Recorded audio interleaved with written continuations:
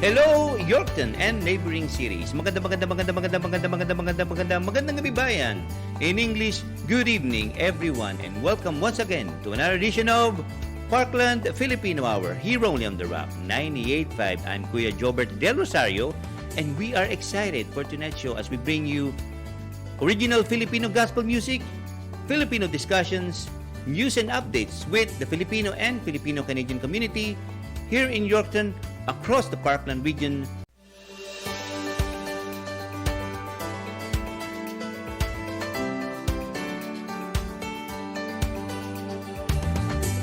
Hello, Yorkton and neighboring series. Magandang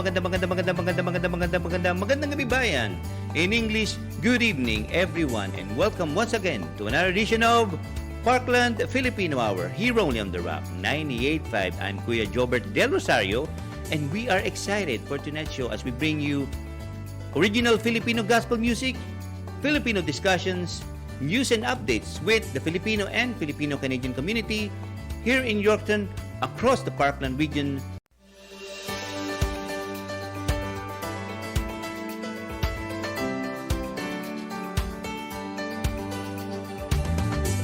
Hello, Yorkton and neighboring series. Magandang gabi bayan. In English, good evening everyone and welcome once again to another edition of Parkland Filipino Hour here only on The Rock 98.5. I'm Kuya Jobert Del Rosario and we are excited for tonight's show as we bring you original Filipino gospel music, Filipino discussions, news and updates with the Filipino and Filipino-Canadian community here in Yorkton, across the Parkland region.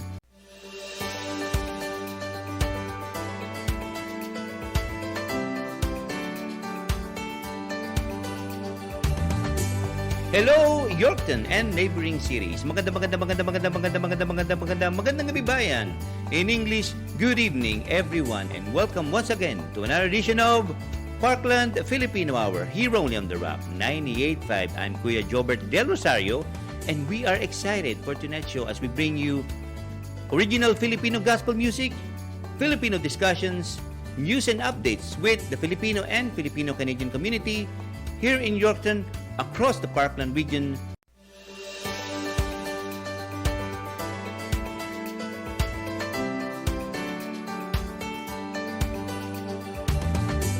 Hello, Yorkton and neighboring series. Magandang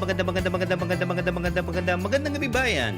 In English, good evening everyone and welcome once again to another edition of Parkland Filipino Hour here only on The Rock 98.5. I'm Kuya Jobert Del Rosario and we are excited for tonight's show as we bring you original Filipino gospel music, Filipino discussions, news and updates with the Filipino and Filipino-Canadian community here in Yorkton, across the Parkland region.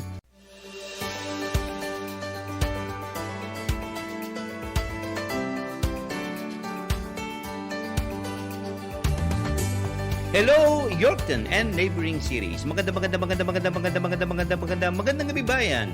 In English, good evening everyone and welcome once again to another edition of Parkland Filipino Hour here only on The Rock 98.5. I'm Kuya Jobert Del Rosario and we are excited for tonight's show as we bring you original Filipino gospel music, Filipino discussions, news and updates with the Filipino and Filipino-Canadian community here in Yorkton, across the Parkland region.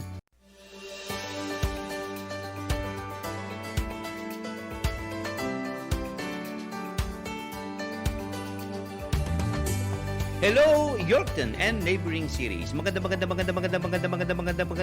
gabi bayan.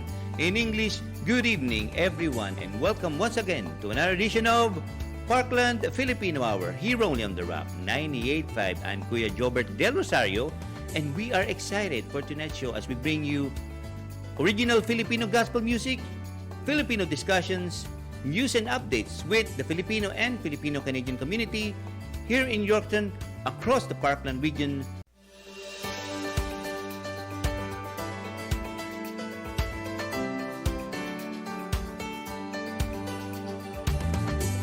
Hello, Yorkton and neighboring series.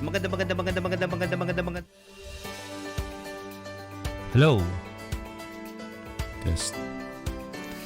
Hello, Yorkton and neighboring cities. Magandang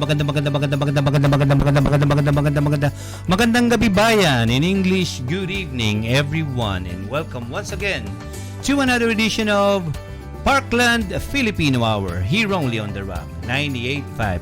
I'm Kuya Jobert Del Rosario and we are excited as we bring you once again meaningful discussion and inspirational music. And for tonight, again, we will have Parkland Filipino Hours sa totoo lang, where we talk about topics of the Christian faith and other Bible-based discussions. So if you are watching us on Facebook, makisuyo naman.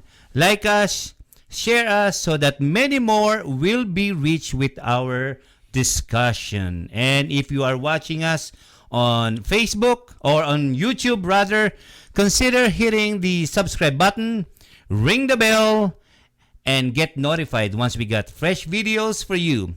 Videos na sa totoo lang napapanahon at makabuluhan. And if you have any questions or topic that you want us to discuss, let us know. Give us a shout, leave us a comment below, or email us at filipinohour@gmail.com. And we will try to answer all of your questions as best as we can. And joining with us with our discussion for tonight, again, our returning po, suking-suki na natin talaga dito sa atin pong usapin, Pastor Paul Narido of Jesus is Lord Church here in Yorkton po. Magandang gabi po muli, Pastor Paul. Good evening, Brother Jobet. Ayan. Maraming salamat at tayo nagkasama muli dito sa It's programa. always a pleasure. Always a pleasure with us to Filipino have you Hour. here. Ayan. Yeah. Okay, Pastor, so before anything else, before we move on with any of our discussion for tonight, let's start naman po muna siguro ng mga greetings po. Baka meron po kayong mga nais pong batiin. Baka makalimutan po natin yan. So simulan natin yan. Yeah, maganda itong pasimulan natin at yung pong of course, pagbati natin sa ating pong mga kaibigan. Of course, una po sa aking pong pamilya sa Pilipinas, si Sister Linda Narido at aming pong panganay na anak na si Eunice Joy na sa Dubai, si Daniel David, Samuel John, at si Rachel Lois na sa Pilipinas. At of course, yung ating pong mga kapamilya dito sa Yorkton, Jael Yorkton, sina Brother Paul and Jen Alejandro, si Brother Ronnie and Josel Arante, Brother Ruel and Jesus Acomia, Brother Luis and Rosela Splago, Brother Gio Carol and Carol Co, and si Brother Gio and Portia Gampol. Nasa Amerika si Gio ngayon, Brother Gio. Oh, nasa Amerika po siya ngayon. Kanyang pong mga anak. And Sister Mina Albania at lahat ng mga CYNs, yung pong Christian Youth for the Nations. And of course, yung aming WCR, Western Canada Region Family, lahat po ng mga pastors po natin. Okay. Si Dr. Amor, right. Adela, ang aming pong director, Pastor Rani, at yung kanyang pong bunsong anak, si Joel Paul, kasama po nila ngayon sa Vancouver. At sina Pastor Aida Romero, Pastor Arlene Orpilia, Sister Lourdes Cruzat, Sister MJ Caron, Sister Marvy Pascua, at yung pong ating pastor din sa Edmonton, si Pastor, yung pong kasama kanya pong husband, si Pastor Mirna and Vogs Bantugan, and si Pastor Godi and Joy Binalia, at si Pastor Myra Calapini, kasama po si Brother Rene Galio ng ating coordinator sa Richmond. Ayan. Okay. JL Richmond. Lahat po ba yan napasyalan nyo na po? Or... Yeah. Wow! Talo nyo pa kami, ha? Marami na pala nakapasyalan dito sa Canada. Yeah, naikot hanggat mo dun sa eastern part, po sa Montreal, sa Ottawa. Talaga lang. Ito talaga po ang itong mission praise the Lord. No? natin. Puri ng Panginoon kung saan kayo pala kayo dinala dito sa Canada. No? Yeah. Ayan. Okay po. So, Pastor, again, no, I would like to mention again nung nakaraan kong discussion po natin. No, it is really amazing how na mag-iisang taon na pala itong this situation that we're having now, eh?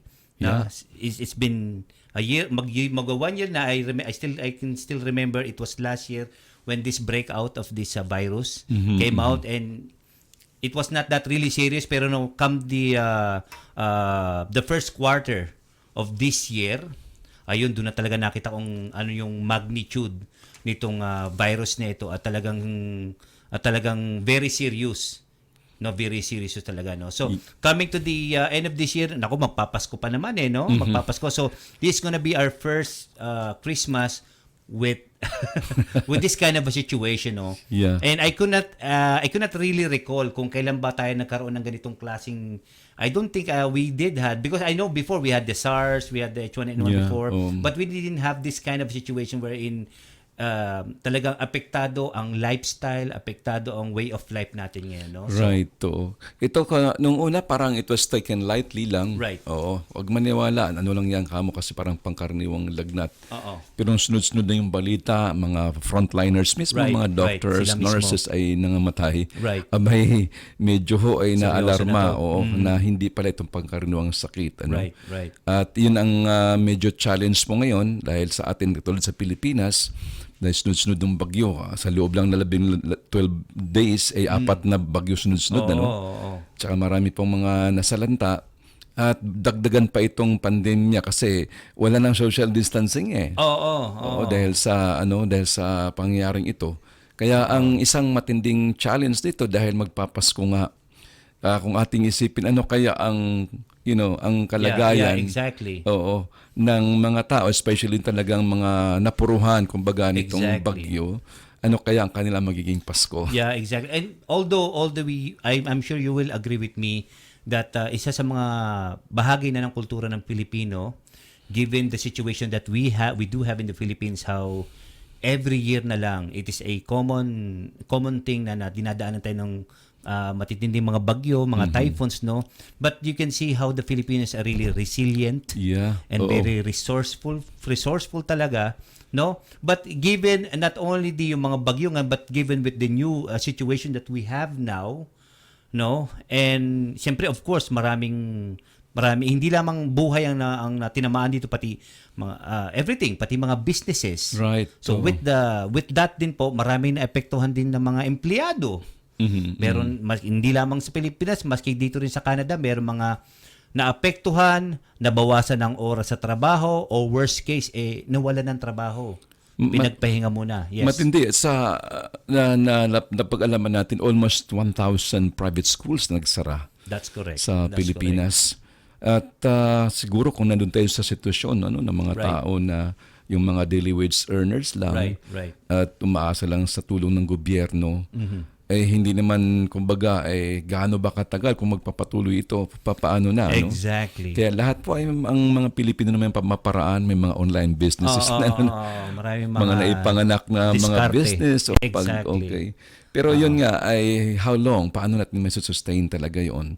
At syempre sanay ka na lalo pagdating ng Pasko, mayroon kang kahit papaano maihanda kasi yun naman talagang Exactly. ano kaya ang magiging maging picture, maging larawan sa mga tao ngayon, lalo na sa malapit ng Pasko. Ilang araw na lang ba, Brother Jobit? Nako, hindi ko na matandaan. Ngayon ay November 26 tayo. November 26 na So mga nasa 24 days, okay, mga ganun na lang. Ganun na lang. Bilis ng araw ko na, Bilis ng magpapasko na araw, pala, no? oo. And you know how the Filipinos are really, kumbaga, every end of the year, come the year end, come the as we draw closer to Christmas po, you see how the Filipinos, not only in the Philippines but even here po, how we are thankful, no? Nairaos natin yung isang taon na naman, nairaos ko, salamat sa Diyos, andito pa ako, maayos pa ang buhay, di ba?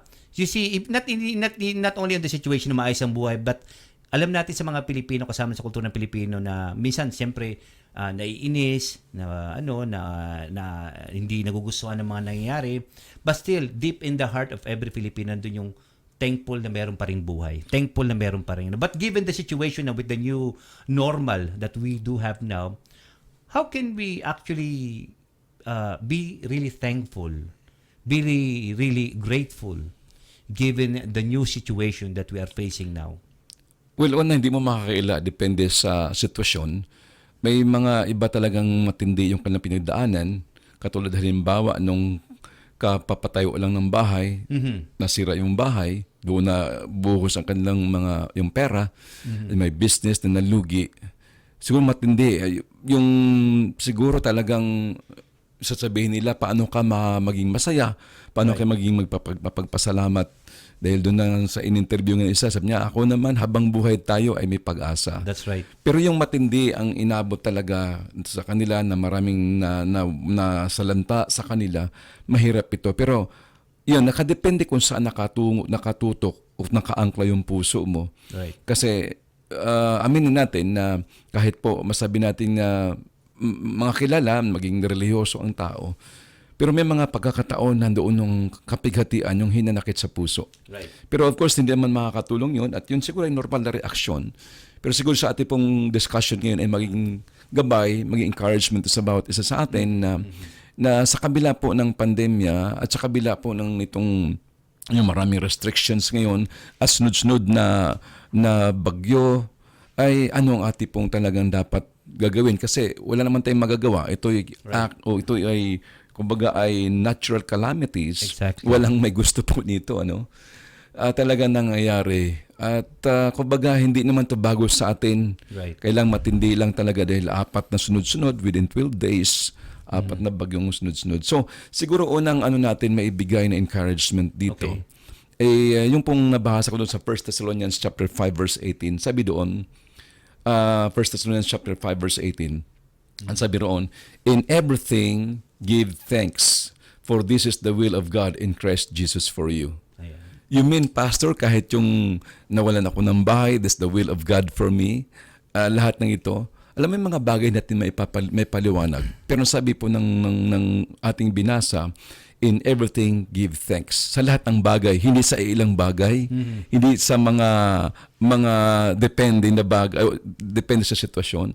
In everything give thanks, for this is the will of God in Christ Jesus for you. Okay. Meron po ako bigla na naisip, Brother Jobet, yung mga kapatid natin doon sa Fort McMurray. Right. Ito namang trahedya kakaiba dahil nung nagkaroon matanda mo yung sunog doon sa Fort Mac. Okay.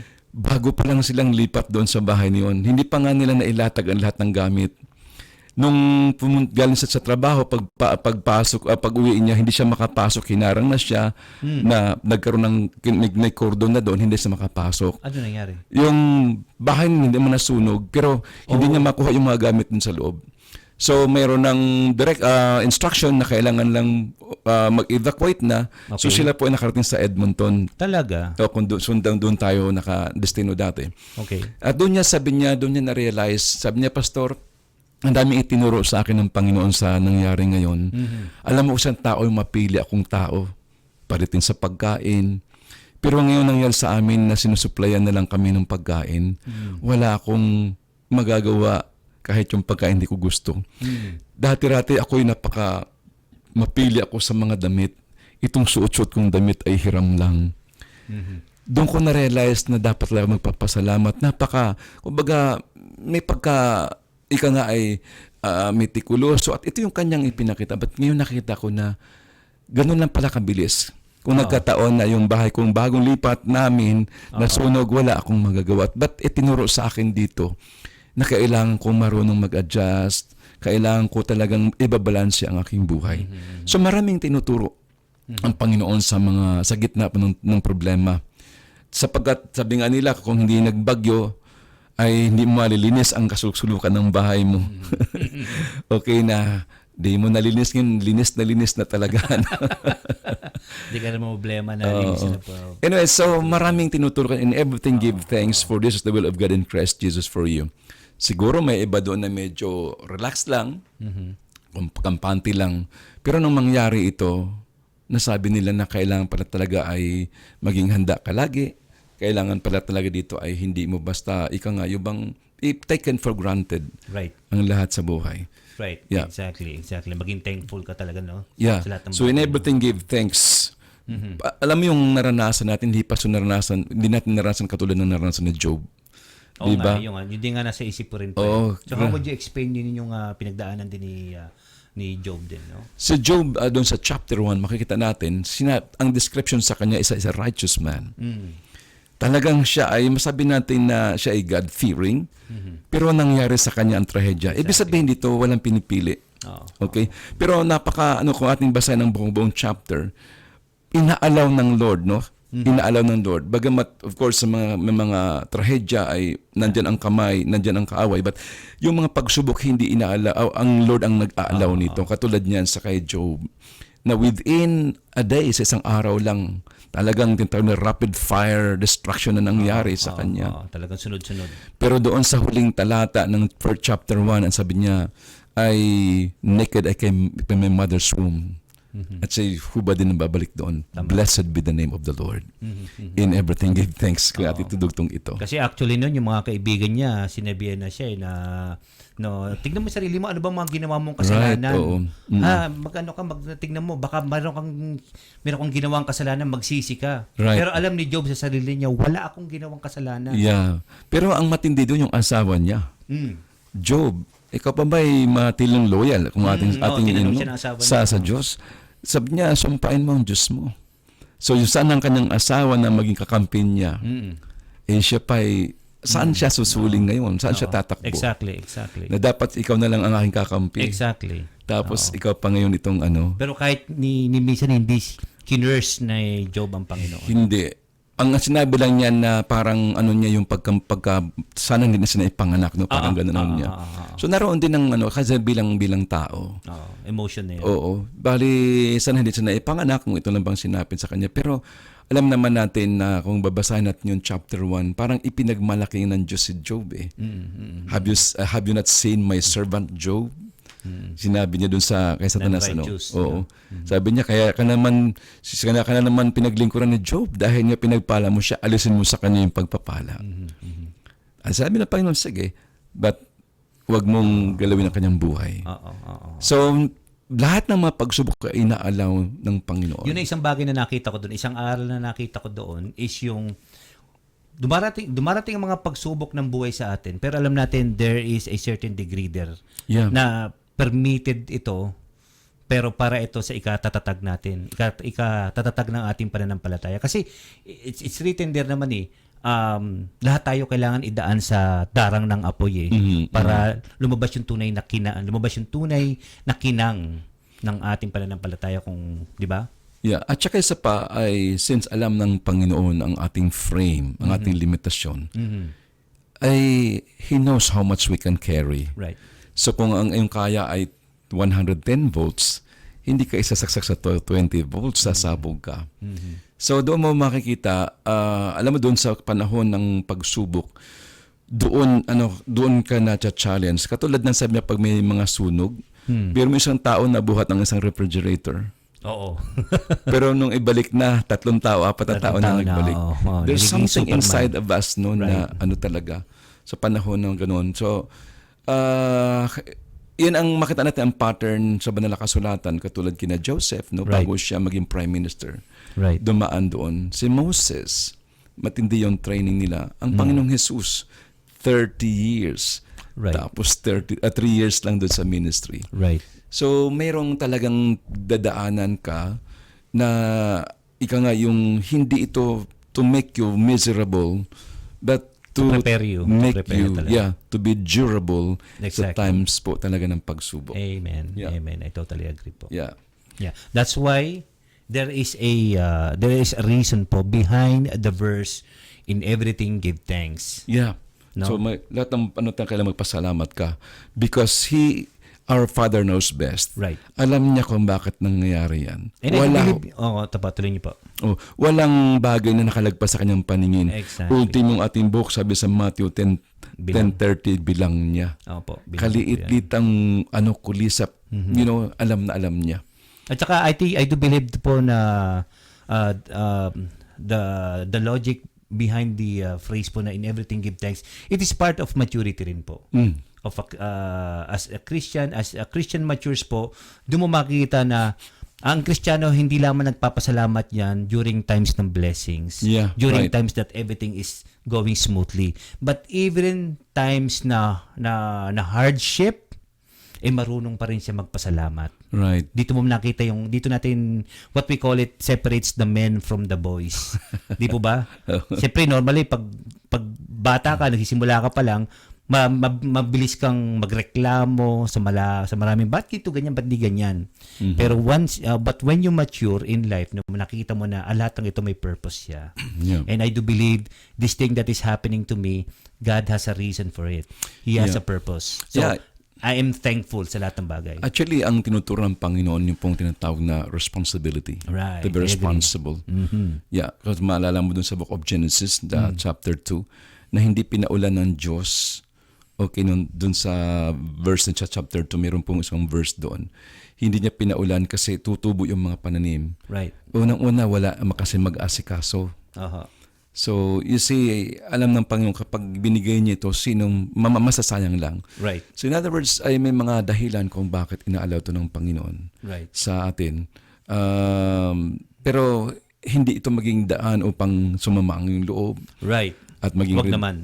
magrebelde ka at sabihin na mukhang hindi ako mahal ng Diyos. Alam mo yung mga tanong ng iba. Magtatampo sa Lord. No? Kung mahal ako ng Diyos, bakit nangyari ito? Ganyan, no? Kung talagang mahal mo, Lord, ba't hinayaan mo mangyari sa akin to? Ba't hinayaan mo mawala sa akin ng mga mahal sa buhay ko? Right. Isipin natin, kumpleto naman ang sangkap ng katawan mo. Okay. May mga iba dyan na bulag, pero makita mo sila. Okay. Marunong maging thankful ka rin.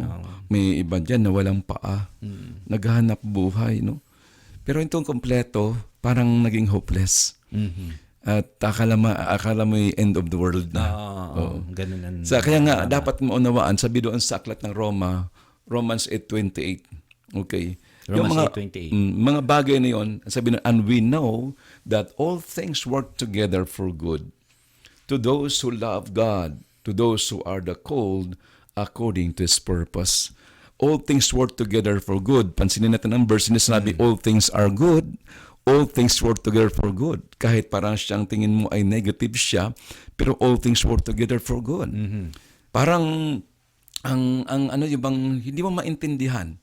Pero bandang huli maunawaan mo, kaya pala. Kaya pala nangyari ito. Kumbaga, sa simula, puro mga pieces of the puzzle pa lang lahat. Yeah, yan. oo. Pero once na makita mo, at mabuo mo na lahat yung mga pieces na yon, makita mo yung magandang picture. Yun pala yung totoong picture. Ito pala yung totoong ginagawa ng Diyos sa buhay ko. Nakita ko na ngayon. Bigla ko naalala yung mga alagad sa Matthew chapter 14 nung magkaroon ng, di ba?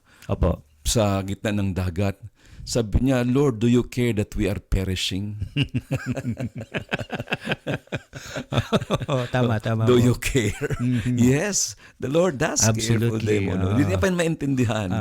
Do you care that kasi nakita lang nila yung mga nakita nila yung mga matinding sakuna nangyayari. Do you care that we are perishing? The same probably question sa ating mga kababayan yun. Lord, do you really care for us? Wala kaming bahay. Do you care for us, Lord? Wala na yung aming pong naipundar. Ang Diyos po ay alam niya. Sabi niya siya ang nagpo-provide ng lahat. Siya po ang ating pong talagang tinatawag Jehovah Jireh, our provider. Ang mahalaga dito na buhay ka. Right. May hininga ka. Yan ang importante dito.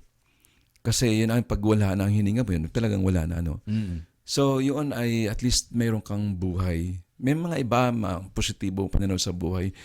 At least, ang nawala lang sa akin, yung ganito, ganyan. Pero at least buhay ako at mga anak ko. Pero mas mataas pa rin ang pananampalataya ni Paul. Kasi ano sabi ni Paul? For me, to live is Christ.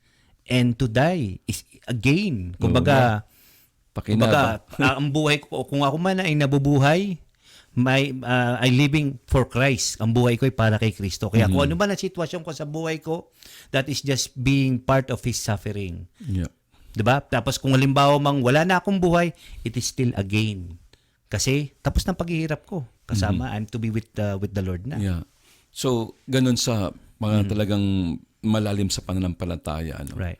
Kaya nga, isa sa mga nabanggit natin sa kanina, yung purpose talaga ay maturity. Right. Napapansin natin that God is not really so after for your comfort.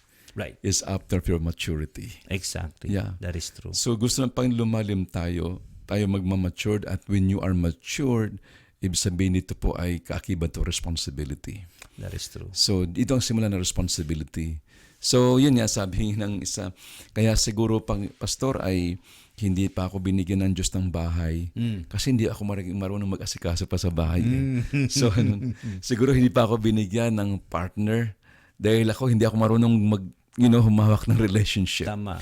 So, nais ng Panginoon na maging maayos kapag binigyan ka niya, nakahanda ka na. Tama. May iba nangangarap na magkaroon ng milyon, pero hindi sila kayang humawak ng 100. So, nagsisimula sa maliit. Yun ang principle na Diyos.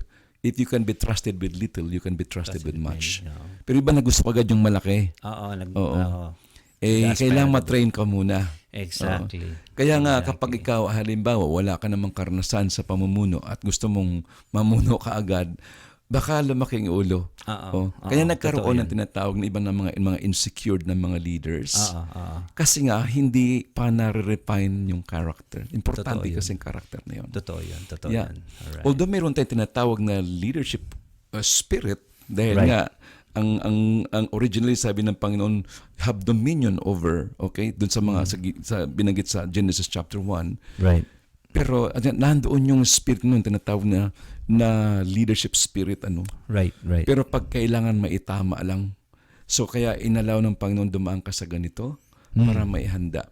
Kasi kung hindi, baka lumaking ulo mo, baka ikasisira mo rin. Kapag hindi mo kaya. So importante sa Panginoon talaga yung yung inward revolution. Right. Yung character formation. Right. Exactly po. Yan, napakaganda po, Pastor. Yeah. So, dyan ay napakaraming mga talata sa banal na kasulatan. Sa kabila po ng mga bagyo, daluyong, malalalim na Tagalog ng buhay. Sabi dyan sa Psalm 145 verse 2, ito po yung sabi po ng psalmist, every day I will bless you and I will praise your name forever and ever. Every day. So, man, may snow o wala, every day, yung pong pagising sa umaga, masarap yung bago mo isayad ang iyong paa, nakahiga ka sa kama. Bago mo isayad ang paa mo. Bago mo isayad ang paa mo sa sahig. Lord, salamat sa panibagong araw. Exactly. Anong unang-unang naiisip mo? Salamat sa masarap na pagtulog. Salamat. Amen. So bago pa man sumayad ang iyong paa sa sahig, magpasalamat ka sa Diyos. Purihin ang Panginoon. I will bless the Lord. Every day I will bless you. Amen. May problema. Kaya everyday po, may mga pinupuntahan ako. Hindi mawala sa panalangin. Kahit sa aking pagpunta sa pamimili, pupunta ko sa grocery, na Lord, maging smooth yung aking pupuntahan. So sa lahat ng pagkakataon, mang ginagawa ko ay kinocommit ko lagi sa Panginoon. Right. Kasi yun ang pagkilala na siya'y Lord mo. Amen. Master, owner. Pag-aari ka niya Exactly. So, kailangan alam niya. Kaya yun, napakasarap po na kapag may establish po ang ganun pong ating pananaw, na man mangyari, alam natin He is in control. Siya ang control po sa lahat ng bagay. That's right. Yeah. So, meron pa isang yung talata. Meron pa isa pa. Sa Psalm 146, sunod lang natin nun. Yes. Praise the Lord, O my soul, while I live. I will praise the Lord. I will sing praises to my God while I have my being. Ayan. Yun. Habang ikay may lakas, may hininga, habang may buhay, huwag mong kalimutan magpasalamat sa Diyos. Minsan ng mga bagay na nangyari sa atin ito ay isang wake-up call. Maaring dati ay ikaw ay masigasig ka sa gawain ng Panginoon. Tapos medyo gumanda na yung trabaho. Dati sabi mo, Lord, talagang pagdating ko sa Canada, Panginoon, talagang papatuloy po ako. Pero gumanda na ang trabaho. At medyo ikaw ay natabunan na sa mga pagpapala. Nakalimutan mo na siya. Ayan, nakalimot na sa Diyos. Nakalimutan mo na siya. Tapos nung medyo nagkaroon ng problema, saka mo siya naalaala. O may mga ganun. Ito po isa pang topic. Sabi nga nila, tinapik ako ng Lord. Oo, kasi nakalimot na. Meron akong isang diyan kay kapatiran natin sa doon sa Edmonton. Sabi niya, Pastor, ako po ay nagkaroon ng business. Nagde-deliver siya ng yung mga tubig. Meron na siya talagang truck Ang galing. Oo. Tapos talagang kumikita na, pero siya ay aktibo sa Taiwan before. Nung pati wala siya pati linggo, wala siyang tuloy-tuloy na kumikita. Isang araw siya po ay inararo ng tren, yung kanyang sasakyan. Nako. Tapos kung hindi siya nakalabas talagang siya, doon niya na-realize, sabi niya, inaamin ko na ito po ay isang sa akin ng Panginoon, isang lesson. Nakalimutan ko na talaga siya dahil kumikita na ako. doon ko na-realize nung nabangga ako ng train, inararo at malayo. Tapos mahimala pa rin kasi yung sa windshield ko sa harapan, hindi yun ang nabasag, kundi sa mata ko ano yun. Ang nabasag yung gilid. Oh, I see. Pinotektahan pa rin siya ng Panginoon. Kaya nakalabas siya. Oo. Nandun pa rin ang protection. Sabi niya, kaya ngayon, bumalik siya sa Panginoon, aktibo na. Ayun.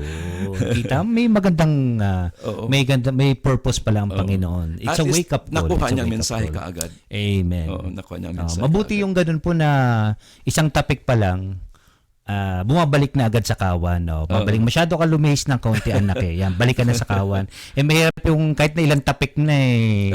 Wala pa rin, nakaano pa rin. Tsaka alam ko, tsaka I do believe, Pastor, with this verse po na praise the Lord, O my soul. While I live, I will praise the Lord. Alam niyo po, it's not only just a psychology, no? Na para mawala yung galit sa puso, magpuri ka Panginoon, mawala yung inis, mawala yung stress sa buhay, magpuri ka sa Panginoon. Beyond the psychology po noon, is one thing that I do believe din po, is when we continually praise the Lord in whatever situation or in every moment of our lives po, inaalisan natin ang foothold, ang kaaway sa buhay natin. No? Kasi alam mo, the battle is always in the mind eh. 'Di ba? Dito ka titirahin ng kaaway, i-inject kanya ng mga galit, ng inggit, ng regrets, ng mga complaints sa buhay, mga murmuring, 'di ba? Pero when you constantly take hold of your mind and I will praise the Lord in whatever situation of my life, nawawala ng foothold ang kaaway. Yeah. Totoo yun. At kapag nawala ang foothold ng kaaway, kumbaga napagtagumpayan mo ang gawa ng Diablo sa buhay mo sa araw na ito. Yan, bila ko naalala yung Joshua 1:8. Sabi po ng Panginoon, this book of the law shall not depart from your mouth. Right. You shall meditate on it day and night so that you'll be careful to do everything that is written therein. Right. And then you'll make your way prosperous and then you'll have good success. That is correct. Inisip ko bakit? Kasi minsan pag may mga problema, maaaring may hindi ito nagko-conform sa iyong expectations. Exactly. Ang tendency mag-murmur ka. Exactly. Ang tendency mag-complain ka. But if the word is in your mouth, you say, praise That the is Lord. correct. Yeah. Okay. Amen. Amen. So, sinasalubong, parang nagsisilbi itong bakuna. Hinaharangan mo kaagad yung disgruntled spirit. Exactly. Nagsisilbing vaccine agad din. Protection. Hinaharangan mo ang COVID ng pagmumur. Gamitin yung word ako. Pagrereklamo. Yung negative thoughts. Yeah, oo. Negative thinking. So, sinaharangan mo agad siya. Lord, Ayan. thank you. Oo. Thank you. So, yun ang ano ngayon. Isasamahan mo na siya ng praise the Lord in Jesus' name. Yeah. Hindi kita ini-entertain. Oo. Kasi alam mo, halimbawa, na traffic ka lang ng konti. Sa atin, matindang traffic. No? Ang tendency, nagreklamo ka. Magreklamo ka na. Ang putukot kinta na yan. May mga hukay dito, hukay doon. Yung mga lubak-lubak na yan. Pero yun pala ay para sa kabubuti natin pag naayos na. Oo. Kaya sabi nga na that the road to maturity is always under construction. Yeah. So may kino-construct ang Lord sa buhay na. Oo. Yeah. Tama lang. So, we're always a work in progress sa Panginoon. Yeah, nakalagay doon, this is where your taxes go. Ayan. Pero sa atin, kasi hindi umayon sa standard natin. Pero pag mga ganong mga sitwasyon, tingnan mo yung standard ng Diyos. Amen. Sa ano kayang sasabihin niya sa panahong katulad noon? Okay, tama. Yun. Kaya minsan kasi tayo nagka-problema pag yung standard natin na hindi ang yung iba hindi ayon sa standard natin, parang ganun. Tingnan mo yung standard mo sa Diyos. Right. Talaga din tayo, hindi tayo umabot doon. Ganun pa man, ganun din sa ibang tao. Maraming mataas ang standard mo, kaya hindi ka pwede mag-judge kasi bakit? Ikaw rin, bagsak ka rin eh. Baka sabihan ka ng Panginoon, nagrereklamo ka sa lubak, baka pakita ko sa iyo yung buhay ng mga misyonero sa China. Anong layo ng mga nilalakad nila, ano yung mga panganib na sinusuong nila para lamang maipaabot ang mabuting balita, samantalang ikaw na traffic lang ng konti, nadaan lang ng lubak matindi na ang reklamo mo. Di po ba? Okay, Yun. Even yung mga pila sa store, di ba? Oo. Lalo nung nagkaroon nung nakakram yung mga tao pagbili. Nag-away pa nga sa tissue. Pinag-aaway yung tissue. Kaya sabi ko, lalo na yung tinatawag nilang Boxing Day. hablutan ng mga ano. No? Oo, talaga nagbaboxing yung mga tao. Yeah. Madaling araw pa nakapila. Madaling araw pa. Sabi Naku, ko, how I inaabangan wish yung- na pipila din ang tao sa church. No? Ayan, oo. Nagising ng maaga para lang pumila. Tama. Pero Ayan. kasi sa mga material na bagay. Maraming tinamaan ho dyan. Oo. Pero bakit pagdating sa Panginoon parang hindi ka maka ano, pumila na ano talaga. Kaya Pagdating, yun ako, dagdagan na ho natin yan, no? Pag yung mga, pagdating sa mga online, naku, ang bibilis. Pero pagdating sa tithes and offering, naku, ano ba, lahat akong barya dito. totoo yun. Kaya pag titingnan mo talaga sa niya, parang kaiba yung mamahalin yung cellphone mo. Pwede ka Ayan. makabili ng Bible, ano? Bagong-bago. Pero naghinayang ka pa, mahal naman ng Bible. Mahal ang Bible. Ang Bible ko, yung Gideon, yung maliliit. Di makabili ng bago. De, siguro, iba sinasadya para hindi makita, nakabulsa lang kasi Para di pansin. pocket size. Pocket size na Bible. Nakakahiya naman. Hindi, sinasabi nga daw nila ano to, ito ang aking granada. Lagi kong nakahanda para sa mga verse. Pero dapat siguro sanayin din natin na ang mga tao magdala tayo ng Bible. Kasi minsan, hindi na parang hindi na alam kung saan yung book na yun kasi nasana program na lang doon sa cellphone mo. Oo. I think mas maganda talaga Yung na mismong may hawak mo pa rin talaga. Oo. Yung, baga yung hard copy. Oo, yung hard copy. Hindi lang yung soft copy Importante. na scroll lang. Yeah, at saka yung masanay ka na kung saan hanapin itong book na ito. That is correct. Oo. Kaya siguro mainam na ating yung mga bagay na dati nating ginagawa ay Right. ating yung dating balikan. kultura talaga natin, hindi yung naka-Bible app lang Talagang yung Bible talaga maraming guhit, maraming kulay-kulay. Alam mo talaga gamit na gamit tong Biblia na ito. Alam mo talaga personalized yung Bible, may mga footnotes, may mga gilid note, may top notes. Right. Just makita mo naman pag halimbawa pag Sunday na saka nagpapagpag ng alikabok. Alin na kayo. Punta na tayo sa church. So, hindi na. Buti pa yung mga alikabok nabasa. Sabi nga nung sabi nga nung tatay ko minsan, tinan mo yung Bible natin, no? Buti pa yung mga anay, natapos na nila yung Old Testament, Yung mga papunta na sila ng New Testament, yung mga anay. Nagpula sa Genesis ang butas. Nagsimula sa Genesis. Ay, nauubos na nila, papunta na sila sa New Testament.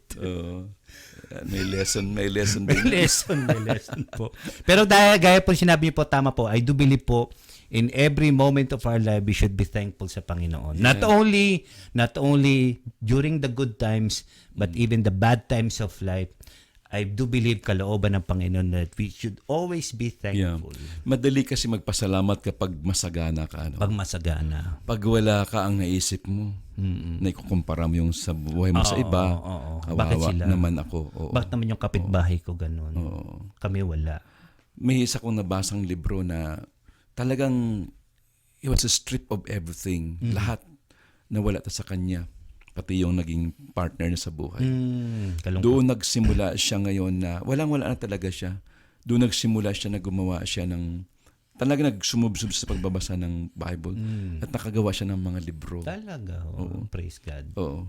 At saka nakaligha siya ng mga awitin. Yun, may mga maraming awit na naipanganak no sa gitna ng ng pagdadalamhati. Totoo yan. Marami yun. So yung 'di ba kwento ni Don Moen yung bago niya na nalikha yung God Will Make a Way.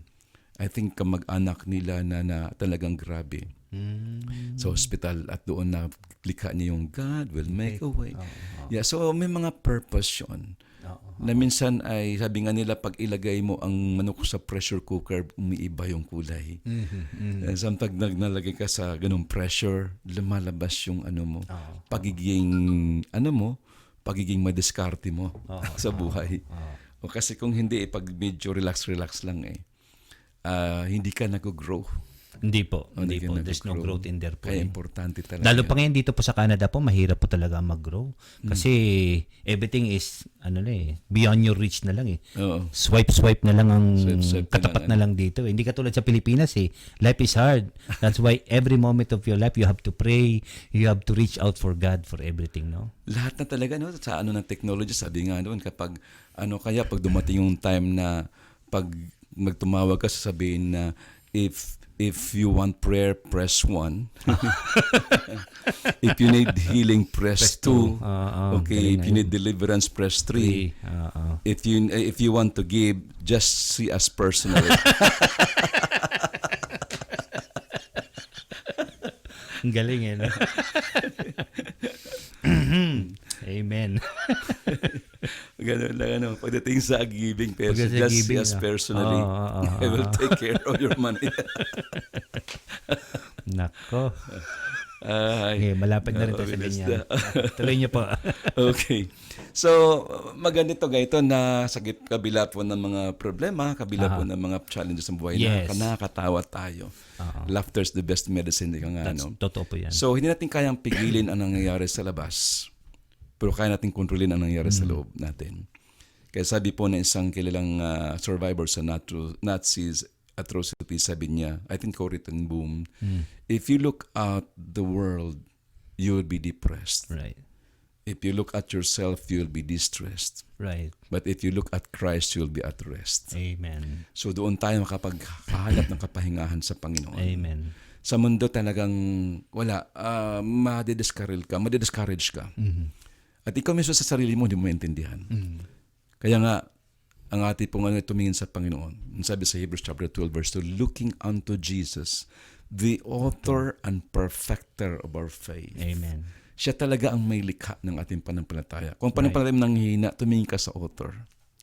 Kung panampalataya mo ay medyo wala sa focus, tumingin ka sa author. Amen. At doon ka makakuha ng lakas. Kaya Amen. depende kung nasa ang source ka. Right. Saan ka nakaangkla. Tama. Nakaangkla ka sa material things. Pag yan ay binaha, Oo. so pag ikay nakaangkla sa source mismo sa Panginoon, bumaha man, ano man ang kalagayan, Totoo. andoon. Kaya nga sabi, from where your heart is where your treasure is. Right, too. totoo yun. Kaya kapag naiwan mo yung bag mo at may lamang mamahalin doon, hindi ka makatulog. Oo. Kasi Pero yung naiwan mo treasure lang naman doon ay ballpen, di bali na. Oo. Totoo. Pero pag mamahalin, hindi ka makatulog kasi nandoon yung puso mo. That's Nandoon, ang puso, right. nandoon ang mamahaling bagay. That's true. Kaya sa buhay na ito, hindi sinabi ng Panginoon na exempted ka dahil Kristiyano ka na. Diba sabi sa John 16:33, in me you have peace, in the world you have tribulations, but be of good cheer, I have overcome the world. Amen. Yung pinakamagandang parte. Na sabi niya, mayroong tribulation sa mundo, pero sa akin may kapayapaan ka. So hindi tayo exempted kasi nandito tayo sa mundong itong ginagalaw natin. And alam naman natin, the God of this world, small g, sabi sa 1 Corinthians 4:4, na talaga ang plano niya is to blind the minds of unbelievers. Gusto niyan takpan. Hindi makita po ng mga manampalataya, unbelievers, ang liwanag ng salita ng Diyos. Kaya yun ang kanyang plano talaga. Kaya it's time sa atin, mga kapatid, kaibigan, kung maaari nasa atin na lahat, pero parang may kulang. Sabi nga, in man's heart there is a vacuum that no one can fill up that vacuum. Right. May pera ka, may sasakyan ka, may bahay ka. Hindi kumpleto because there is only one na makapagpupuno, makakumpleto, at yun ang Panginoong Jesus. Amen. If you allow Him to talagang na mapuno, na umupo sa trono yung puso. Kaya nga sa challenge po natin ngayon pong gabi, sabi doon sa Matthew chapter 6, ang sabi po rito, kung ikaw man ay maaring isa ka sa nag-worry sa panahon ngayon, sa ating pong panahon, nag-worry ka sa bagay, nag-worry ka sa marami pong mga anxieties. Umuhayan, alam niyo ba na ang dahilan kung bakit may mga taong pumasok sa hospital, hindi naman ganun kagrabe ang sakit dahil sa kawo-worry. Sabi po sa Anglo-Saxon word, ang worry po ay para kang it's like ikay na strangle. Sinasabi ng isip mo ganito, sinasabi ng puso mo hindi ganito. So ikaw ay na-strangle. Okay, so sabi po ng Matthew 6:25, therefore I tell you, do not worry about your life, about what you will eat or what you will drink, or about your body, what you will wear. Is not life more than clothing or more than food, and the body more than clothes? So sabi ng number 1, do not worry about your life. yung buhay nating ito ay pahiram lang sa atin ng Panginoon. Libre kung ikaw ay 50 years old ngayon, 60 years old ngayon, nako libre. Nalala ko bago tayo manalangin, isa pong ang matanda, 93 years old po, sinugod sa ospital dahil nahirapan po siyang huminga. At pagkatapos pinalapatan po siya, lagyan ng oxygen para po makahinga. And then, kinabukasan bumuti ang kanya pong naramdaman at inabot sa kanya yung pong bills. Biglang umiyak yung matanda nung makita niya yung babayaran niya. Ng bills niya. Sabi po ng doktor, ba't ho kayo umiyak dahil nakita po niyo yung presyo? Sabi niya, hindi, kaya ko naman bayaran to eh. Naalala ko lang, for the past 93 years, wala po akong bayarang oxygen bill. Dito 24 hours lang, ito na yung babayaran ko. Napakabuti ng Diyos, 93 years past. 93 years old na po ako.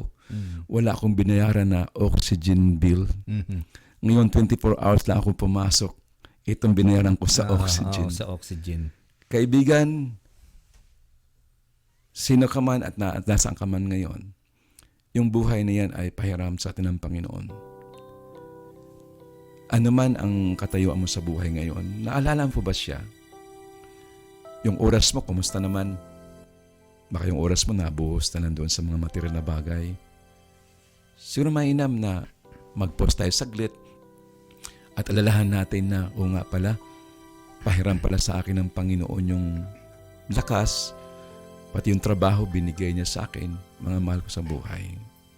Alam niyo ba na kapag maalala mo ang Panginoon, lalo na po pahalaga mo sa oras, sabi po ng awitin, He makes all things beautiful in His time. Tanong ko lang po sa atin ngayon, kung ito po ang kalagayan mo sa ngayon, kaya worry ka ng worry, paano na lang kapag ganito nangyari, lalo mga mahal mo sa buhay na sa Pilipinas ito nangyari. Itong oras na ito, wherever you are, I want to tell you, mahal ka ng Diyos. Hindi plinano ng Panginoon na magiging bagsak at lugami ang iyong buhay. Nangyari man ngayon na ikaw ay nasa ganong kalagayan, maaari po sinasabi ng Panginoon, anak, magbalik loob ka sa akin. Sa oras na ito ay ikaw po yung aking iniimbitahan wherever you are. Siya pa ba'y nakaupo sa trono na iyong puso? O may kapalit na sa puso mo? May karibal na ba ang Diyos sa buhay mo? Baka career mo? Baka ito ay sama ng loob?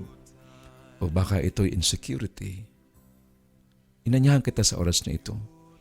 Habang manalangin po tayo wherever you are, alam niyo ba na may kapangyarihan sa pagbigkas? Ang sabi po ng Romans 10:9, if you confess with your mouth that Jesus is Lord and believe in your heart that God raised Him from the dead, you will be saved. Hindi po sinasabi you might be saved, but you will be saved. Ngayon po ay sumunod po sa imikling panalangin sa oras na ito. At kahit ikaw may sakit karamdaman, ay pwede kang pagalingin ng Panginoon sa gabing ito. Manalangin po tayo, sabihin natin, dakilang Diyos. Dakilang Diyos. Marami pong salamat. Marami pong salamat. Sa iyong kabutihan, Sa iyong kabutihan. sa iyong kagandahang loob. Sa iyong kagandahang loob. Lahat nasa akin Nasa akin. ay galing sa inyo. Ay galing sa iyo. Maging ang kaligtasan, Maging ang kaligtasan. binayaran mo Binayaran. doon sa krus ng Kalbaryo. Sa krus ng Kalbaryo. Inaamin ko, Inaamin hindi ko kayang iligtas Hindi ko kayang iligtas ang aking kaluluwa. ang aking karir. Hindi ko kayang baguhin Hindi ko kayang ang aking sarili. ang aking sarili. Kaya humingi ako ng tawad Humingi ako sa aking mga pagkukulang, sa aking mga kahinaan, kahinaan. maling akala. Maling akala.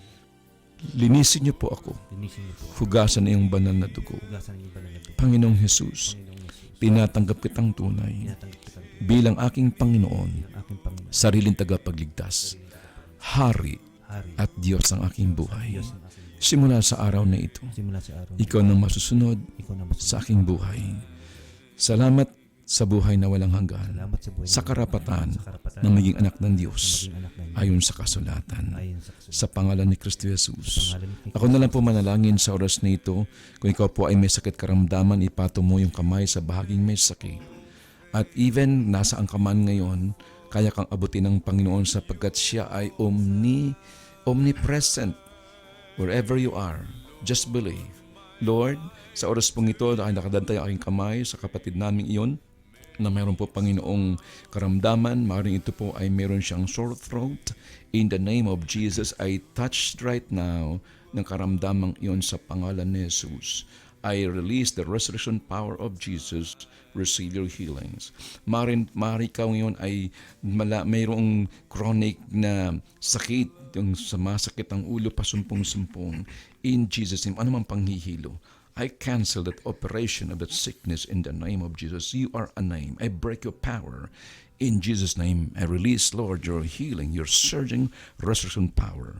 In the name of Jesus. Lord, anumang pamamanhid nung kanya pong kanang braso sa oras na ito, Panginoon. O maaaring po sa kanyang mga kamay na namamanhid, maaaring ito bunga ng lamig at yung sa trabaho.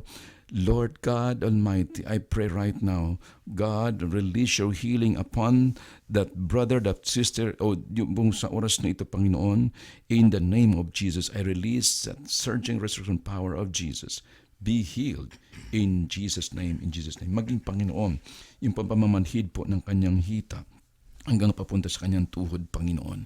Dahil po sa pagbabago ng panahon, I speak, O God, right now, release, O God, your miracle healing in the name of Jesus. Marami pong salamat, O Diyos. At Lord, dalangin ko po, lahat po sa amin pong nakikinig ngayon, ay tunay na pagpalain mo at silyuhan mo ang aming pong panalangin sa oras na ito. At dalangin ko na patuloy na gamitin mo ang programang ito, O Diyos, na tunay na marami pong makapakinig, ma-encourage at magkaroon, Panginoon, ng tunay na kagalakan sa pong mga puso. Bless, O God, Parkland Filipino R, at sa pangasiwa ni Brother Jobet Del Rosario. At Panginoon, sa buong programa na ito, ikaw at ikaw lamang patuloy maparangalan. Marami pong salamat, Panginoon, nangkin po namin ang mga himala sa gabing ito. Salamat sa himala ng kaligtasan, kagalingan, sa sakit karamdaman. Father, we thank you. We bless you, God. In Jesus' name, amen and amen. Praise the Lord. Amen. Kabayan, you're still watching Filipino Hours, Parkland Filipino Hours. Sa totoo lang. Where we talk about topics of the Christian faith and other Bible-based discussion. So, if you are watching us on Facebook, makisuyo naman, like us, share us, so that many more will be reached with our discussion. And if you are watching us on YouTube, consider hitting the subscribe button, ring the bell, and get notified once we get fresh videos for you. Videos na sa totoo lang, napapanahon at makabuluhan. And if you have any questions or topic that you want us to discuss, let us know, give us a shout, leave us a comment below, or email us at filipinohour@gmail.com, and we will try to answer all of your questions as best as we can. Okay, so we would like to thank Pastor Paul for sharing God's Word tonight. And Pastor, would you like to invite everyone po for the GIL Yes, service? salamat po sapagkat sa pamagitan po ng broadcast na ito ay maaari po namin kayo maanyayahan. Kung kayo po ay wala pong dinadalawang panggawain, ay inanyahan po namin kayo sa aming pong Sunday Worship Healing Service tuwing 9:30 po, alas 9 po imedya ng umaga, doon po sa Land Title Building, doon po sa Godfrey Dean Art Gallery, diyan po sa Smith Street po. At kayo po ay malugod po namin na i-welcome sa aming pong morning service, worship healing service. At meron po tayong Night of Power na ginagawa po natin via Zoom. At yung pong discipleship training po tuwing yung pong Night of Power tuwing Sabado po ng hapon, alas 5 ng hapon. At yun naman pong discipleship training po ay alas 5 ng hapon din po ng linggo. At kami po ay patuloy nag-anyaya po sa inyo at maranasan po ninyo po ang mayamang pagkilos po ng Panginoon sa inyo pong mga buhay. Amen. Praise the Lord. Ayan. Okay. So, Pastor, anything else? No more announcement po? At patuloy po niyo kayo sumabaybay po dito sa programa ng Parkland Filipino R. Ayan. Thank you At po. alam ko po na mayroon po tayo sigurong mga katanungan sa ating mga puso ay maaaring gagamitin po ng Panginoon ng programang ito pang makatagpo yung po inyong mga pangailangan. Ang mga kasagutan Yeah, dito. Okay po. Ayan. And again po, maraming salamat po, Pastor. Once again, for joining us with the discussion for tonight. I'm sure marami pong na-bless at nagustuhan po ang ating discussion po. Okay. On behalf of the Filipino and Filipino-Canadian community across the Parkland region, we salute all hard-working Filipinos wherever you are kabayan in Canada and around the world. Cheering to you all. Filipino ka, ipagsigawan mo, sipag at tiyaga, puhunan mo. God bless.